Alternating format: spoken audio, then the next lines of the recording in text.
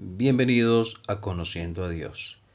Una de las cosas que nos parece sorprendente, por decirlo poco, acerca de la Biblia, acerca de las Escrituras, es la armonía de ella, a pesar de que fue escrita, hablando desde el punto de vista humano, por 40, más o menos 40 autores diferentes.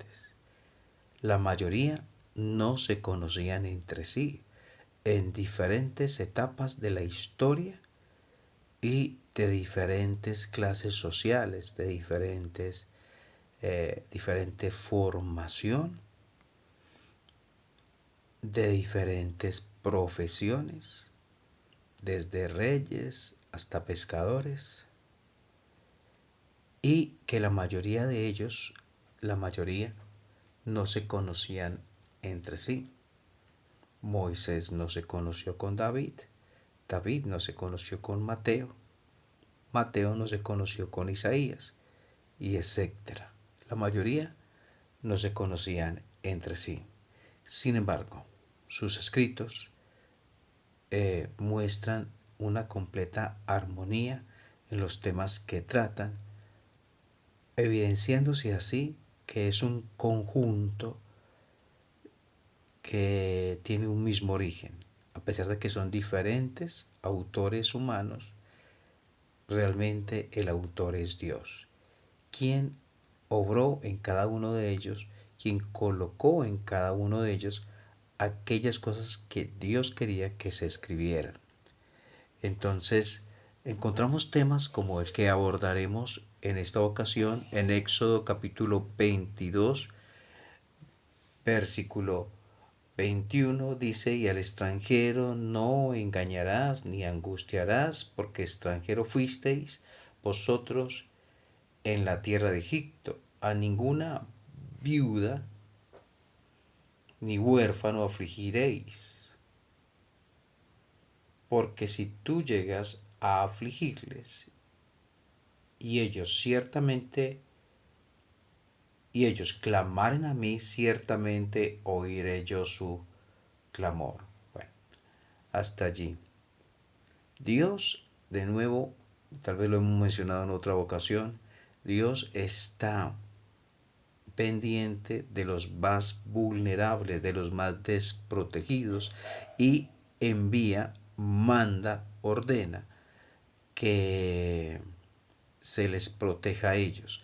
Da mandamientos específicos pensando en el bienestar de ellos, en que no sean vulnerados sus derechos, en que no sean, se aprovechen, se abusen de ellos.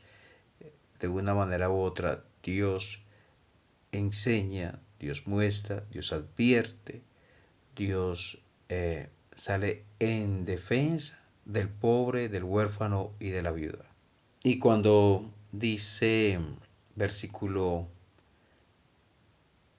21, y al extranjero no engañarás ni angustiarás, porque extranjero fuisteis vosotros en la tierra de Egipto, está aludiendo a aquella experiencia amarga, difícil que tuvieron los israelitas en Egipto, de ser extranjeros, de ser abusados, de ser explotados, de ser esclavizados, de ser tenidos casi como nada, de ser casi exterminados porque eran extranjeros en la tierra de Egipto. Y está diciendo esa experiencia amarga que tuvieron, esa experiencia difícil que tuvieron, que ya no tienen, ya no es su presente, es parte de su pasado.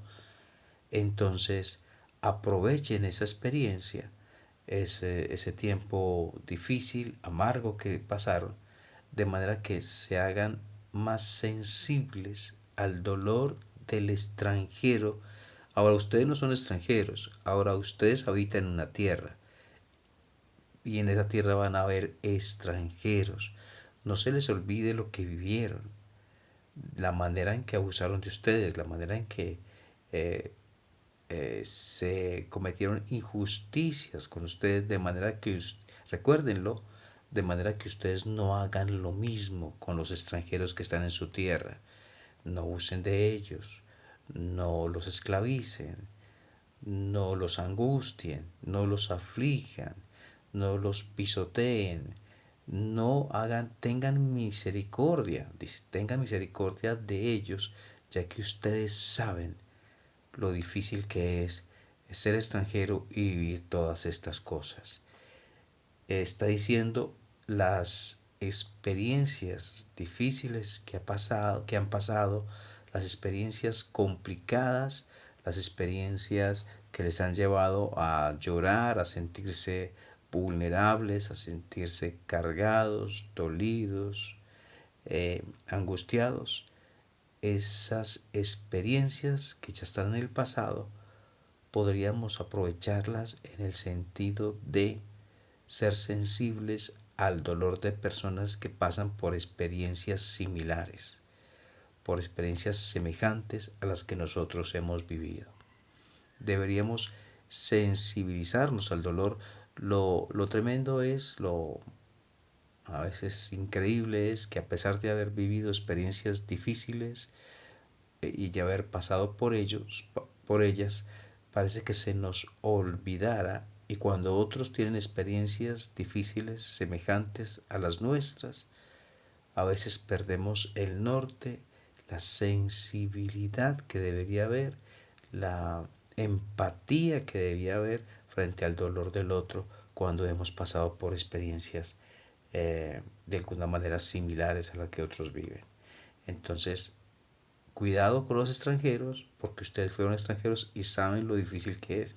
El Señor les está diciendo, y podríamos aplicarlo también entonces en esos otros sentidos, pero también habla del pobre, de cuidar del pobre, y, y preciso Santiago en el Nuevo Testamento, estamos en Éxodo y vamos hasta Santiago capítulo 2, que está hablando de la genuina fe, de cómo la genuina fe se expresa en obras.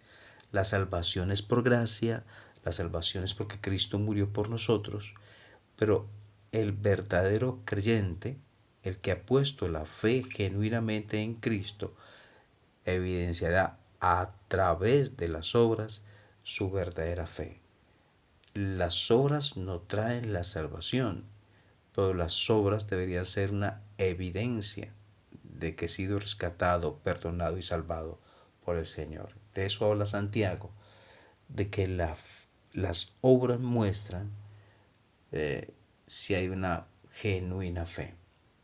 Pero la salvación siempre es, y lo enseña toda la escritura, no por lo que hagamos nosotros, sino por lo que Cristo hizo por nosotros. Entonces Santiago 2.15 dice, y si un hermano o una hermana están desnudos y tienen necesidad del mantenimiento de cada día, y alguno de vosotros les dice, id en paz, calentados y saciados, pero no les dais las cosas que son necesarias para el cuerpo, ¿de qué aprovecha? Aquí está hablando de la genuina fe y utilizando como ejemplo situaciones difíciles de hermanos, de alguna manera difíciles económicamente, y cómo deberíamos como iglesia, como creyentes individualmente y como iglesia, pensar en los necesitados. Deberíamos, ¿cierto? No podemos al pobre eh, quitarle, quisiéramos que dejara de ser pobre, pero no.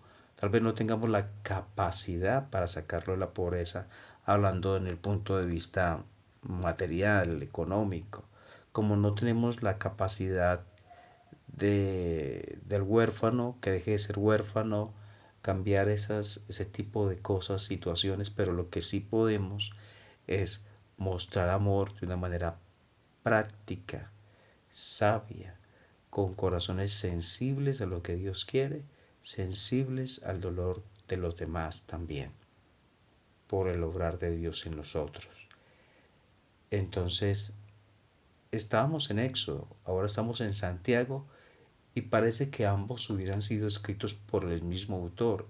Y Éxodo fue escrito por Moisés y Santiago fue escrito por Santiago o Jacobo, hermano del Señor. Fueron diferentes personas, pero sí, tiene el mismo autor. porque quien les inspiró para escribir lo que escribieron fue el Espíritu Santo, porque toda la escritura es inspirada por Dios. Entonces, hay una armonía en ella, en los temas a tratar. Y a pesar de que son autores distintos, hablan el mismo idioma. Hablan del tener cuidado del pobre, de la viuda, del huérfano. Y también si miramos 1 Timoteo capítulo 5, cuyo autor humano es Pablo, pero igualmente el autor, quien colocó las palabras en la mente de Pablo para escribirlas tal cual quería, fue Dios mismo. Entonces encontramos en 1 Timoteo capítulo 5 instrucción para Timoteo acerca de cómo, de cómo atender a las viudas, de qué parámetros podían utilizarse para sabiamente atender a las verdaderamente viudas. Cuando hablamos verdaderamente es que la Biblia enseña que los que primero deben ocuparse, antes que la iglesia del Señor ocuparse de las viudas, los primeros en ocuparse de las viudas deben ser sus propios hijos y sus nietos. Pero en ocasiones no hay hijos, no hay nietos, no hay familia, no. Y en esos casos entonces la instrucción es la Biblia y pueden, si quiere acercarse a 1 Timoteo capítulo 5 y leer acerca del tema. El Señor es bueno y nos trae instrucciones y enseñanza. Que el Señor nos ayude a ser sensibles, primero a Él, a su palabra, al Espíritu que ha puesto en nosotros, y tener sensibilidad frente a las situaciones difíciles que otros viven. Que Dios nos ayude y que el Señor